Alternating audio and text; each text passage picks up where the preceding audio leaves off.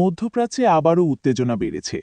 সাম্প্রতিক সময়ে ইরান ও ইসরায়েলের মধ্যে সংঘাত নতুন করে আন্তর্জাতিক আলোচনার কেন্দ্রবিন্দুতে এসেছে।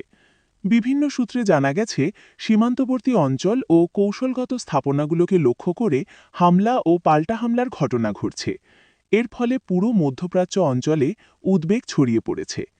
বিশ্লেষকরা বলছেন, এই সংঘাত শুধু দুই দেশের মধ্যেই সীমাবদ্ধ নেই, বরং এর প্রভাব পড়ছে আশপাশের দেশগুলোর ওপরও।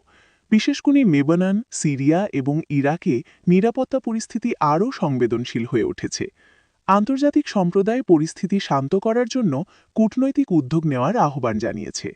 এদিকে যুদ্ধের কারণে সাধারণ মানুষের জীবনযাত্রা কঠিন হয়ে পড়েছে। অনেক পরিবার নিরাপদ আশ্রয়ের খোঁজে নিজেদের বাড়িঘর ছেড়ে যেতে বাধ্য হচ্ছে। হাসপাতাল ও জরুরি সেবাগুলোও চাপের মুখে পড়েছে।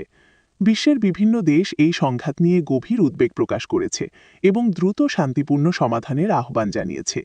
অনেকেই আশঙ্কা করছেন, যদি পরিস্থিতি দ্রুত নিয়ন্ত্রণে না আসে, তবে এটি বড় আকারের আঞ্চলিক সংঘাতের রূপ নিতে পারে।